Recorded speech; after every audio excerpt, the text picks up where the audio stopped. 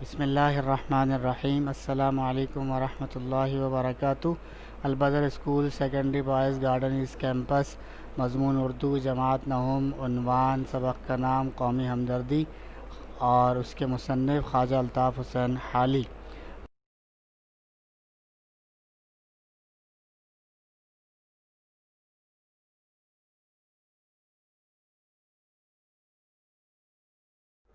آج کے سبق کے حاصلات تعلم دیکھ لیجیے۔ سبق کا خلاصہ لکھ سکیں، سبق کا مرکزی خیال لکھ سکیں، سبق کے اہم نکات سمجھ کر لکھ سکیں اور مشقی سوالات حل کر سکیں۔ سبق کا خلاصہ دیکھ لیجیے۔ قومی ہمدردی میں خواجہ الطاف حسین حالی یہ بتانا چاہتے ہیں کہ قوموں کی ترقی اور تنزل آپس کے تعلقات پر مبنی ہے۔ اگر انسان ایک دوسرے کے دکھ درد کو محسوس کریں اور ایک دوسرے کی تکلیف میں شریک ہو کر اس تکلیف کو دور کرنے کی کوشش کریں تو آپس میں پیار اور محبت کا رشتہ بنتا ہے۔ یہ ہر شخص کا فرض ہے کہ مصیبت میں دوسرے کی مدد کرے، اور حق ہے کہ مصیبت میں ہو تو دوسرے سے مدد کا طالب ہو، اس سے رشتے مضبوط ہوتے ہیں۔ ہمدردی حیوانات میں بھی پائی جاتی ہے۔ اپنے بچوں کی پرورش کرنا، ان کے کھانے پینے کا انتظام کرنا، اپنی طاقت کے مطابق ان کو دشمنوں سے بچانا، یہ ہر جانور کی ایک قدرتی خاصیت ہے جس کے لیے تعلیم کی ضرورت نہیں، خود بخود پیدا ہوتی ہے۔ انسان اشرف المخلوقات ہے، اس لیے انسان اس جذبے کا جانوروں سے زیادہ مستحق ہے۔ چنانچہ ثابت ہوا کہ یہ جذبہ انسان میں بھی قدرتی اور طبعی طور پر موجود ہوتا ہے۔ ہر ملک و قوم مل کر امدادی کاموں میں پورے جوش و جذبے کے ساتھ شریک ہوتے ہیں۔ غریبوں کی مدد کرنا، راہگیروں، مسافروں کے آرام کا خیال رکھنا، کنویں بنوانا، سبیلیں لگوانا، قدرتی آفتوں میں ان لوگوں کی مدد کرنا، یہ سب انسانی ہمدردی کے زمرے میں آتا ہے۔ قوم چاہے مسلم ہو یا غیر مسلم، اس کی مثال ایک درخت کی ہے جس کی ٹہنیاں اس قوم کے مختلف خاندان ہیں، اور اس خاندان کے مرد و عورت اس درخت کے پتے ہیں۔ جب تک اس درخت کی جڑ ہری رہے گی، پودا درخت ہرا بھرا اور شاداب رہے گا۔ یہی حال قوم کا ہے کہ اس کے افراد جو کہ درخت کے پتوں اور ٹہنیوں کی طرح ہیں، اگر اپنی قوم کی خدمت گزاری اور ہمدردی کے ذریعے اس کو پانی نہیں دیں گے تو آپس کے رشتے مرجھا جائیں گے، اور قوم بجائے قوم کے ہجوم کی شکل اختیار کر لے گی جس کی روح مر چکی ہوگی۔ لہٰذا یہ تحریر تقاضا کرتی ہے اس بات کا کہ اگر ہم دنیا کی تاریخ میں زندہ رہنا چاہتے ہیں اور اس کی ترقی میں اپنا کردار ادا کرنا چاہتے ہیں تو ہمیں اس خیال کی تردید کرنی ہوگی کہ ہم اکیلے یہ سب کچھ کیسے بدل سکتے ہیں، بلکہ ہمیں اس خیال کو تقویت دیتے ہوئے آگے بڑھنا ہوگا کہ ہم سب کچھ کر سکتے ہیں۔ اگر ایسا ہو گیا تو جس طرح اس سے پہلے دنیا میں ترقی کے عجائبات سامنے آئے، اب بھی ضرور دکھائی دیں گے انشاءاللہ تعالی۔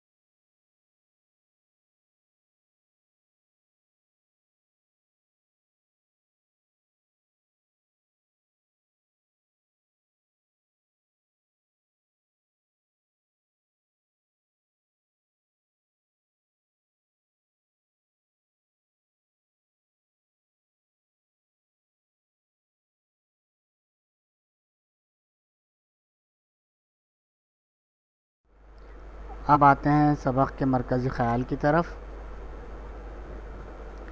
ہمدردی کے معنی ایک دوسرے کے دکھ درد کو محسوس کرتے ہوئے اس میں شریک ہونا، بلکہ اس سے آگے بڑھ کر ہمدردی کا مطلب ہے اس تکلیف کو دور کرنے کی کوشش کرنا۔ ہمدردی انسانوں میں ہی نہیں، جانوروں میں بھی پائی جاتی ہے۔ چونٹے کی مثال ہمارے سامنے ہے کہ جب کہیں کوئی کھانے کی چیز وافر مقدار میں دیکھتا ہے تو پہلے اپنی قوم کو خبر کرتا ہے، خود غرضی کا مظاہرہ نہیں کرتا۔ ہمدردی ایک قدرتی جذبہ ہے جس کی بدولت دنیا کا نظام بہتر طریقے سے چل سکتا ہے۔ مذہب ہو یا سماج، دونوں ہی ہمدردی کا درس بھی دیتے ہیں اور تقاضا بھی کرتے ہیں۔ ہمدردی کی درخت کی مانند کوئی قوم اور اس کی ٹہنیوں اور پتوں کی مانند اس کے خاندان و افراد اسی صورت میں سرسبز و شاداب رہ سکتے ہیں کہ اس کی خدمت گزاری اور ہمدردی کے جذبے کو بروئے کار لا کر اس کی جڑوں کو تازہ رکھنے کی کوشش کریں۔ سبق کے اہم نکات ذرا ایک نظر ڈال لیتے ہیں۔ ہمدردی کا مطلب ہے ایک دوسرے کے دکھ میں شریک ہونا۔ تمام انسان ایک دوسرے کی ہمدردی کے ذمہ دار ہیں۔ ہر انسان دوسرے سے ہمدردی کا حق رکھتا ہے۔ جانوروں میں بھی جذبہ ہمدردی پایا جاتا ہے۔ ہمدردی ایک طبعی اور قدرتی خاصیت ہے۔ انسانی ہمدردی کی بدولت دنیا کا نظام چلتا ہے۔ مذہب اور سماج دونوں ہمدردی کا تقاضا کرتے ہیں۔ معاشرے کی بقا جذبہ ہمدردی میں پنہاں ہے۔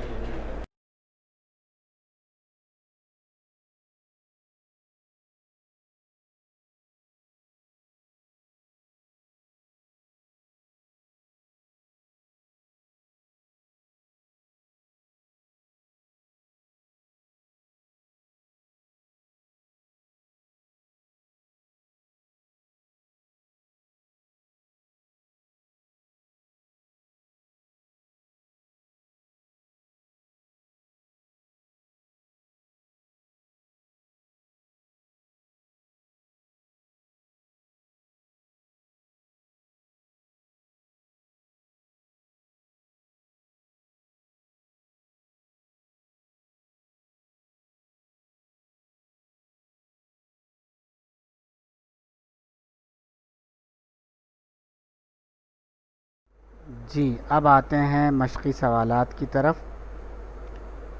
پہلا سوال ہے درج ذیل سوالات کے جوابات دیجیے۔ اس کے ضمن میں 5 سوالات ہیں الف ب ج د ہے۔ تو پہلا الف سوال کیا ہے؟ ہمدردی کا لفظ کن لفظوں سے مرکب ہے؟ جواب یہ ہے کہ ہمدردی کا لفظ 2 فارسی کلموں ہم اور درد سے مرکب ہے، جس کے معنی لوگوں کے دکھ درد میں شریک ہونا ہے۔ سوال ب، ہمدردی سے کیا مراد ہے؟ جواب ہے کہ چونکہ ہمدردی کے لفظ سے 2 یا زیادہ لوگوں کا دکھ اور تکلیف میں شریک ہونا مراد ہے، لہذا اب چاہے ارادے سے ہو یا بغیر ارادے کے ہمدردی کہلائے گی، مگر آج کل اس سے مراد ایسی شرکت غم لی جاتی ہے جو ارادے سے کی جائے۔ سوال ج، انسان میں اگر ہمدردی کا جذبہ نہ ہو تو کیا ہوگا؟ جواب ہے انسان میں اگر ہمدردی کا جذبہ نہ ہو تو زندگی کی گاڑی نہ چل سکے گی اور دنیا کا نظام تباہ و برباد ہو جائے گا۔ سوال د، کن خیالات نے دنیا کی ترقی اور تنزل پر اثر کیا ہے؟ جواب، 2 خیالات نے دنیا کی ترقی اور تنزل پر اثر ڈالا ہے، ایک یہ کہ ہم کچھ نہیں کر سکتے، دوسرا یہ کہ ہم سب کچھ کر سکتے ہیں۔ پہلے خیال نے دنیا کو ترقی کی راہ پر گامزن کر کے انسانوں سے بڑے بڑے عجائب ظاہر کروائے، اور دوسرے خیال سے لوگ پستی کی کھائی میں پڑے رہے۔ سوال ہے، حیوانات میں ہمدردی کس طرح پائی جاتی ہے؟ 2 مثالیں دیجیے۔ جواب، اپنے بچوں کی پرورش کرنا، ان کے کھانے پینے کا انتظام کرنا اور ان کو دشمن کے حملے سے بچانا تو سب جانوروں کی عام خصلت ہے۔ عام ہمدردی بھی ان میں پائی جاتی ہے۔ 2 مثالیں دی جاتی ہیں۔ نمبر 1، جنگلی بطخوں کی جماعت جب کسی کھیت میں جاتی ہے تو سب کی سب ایک قطار میں کھڑے ہو کر دانہ چگتی ہیں، جبکہ باری باری ایک ایک بطخ سب کی چوکیداری کرتی ہے۔ اس پہرے داری کے دوران وہ ایک دانہ بھی نہیں کھاتی۔ 2، چیونٹا جب کہیں کوئی کھانے پینے کی چیز کا ڈھیر دیکھتا ہے تو اپنی قوم کو جا کر بتاتا ہے، اپنی پیٹ پوجا کی فکر میں نہیں رہتا۔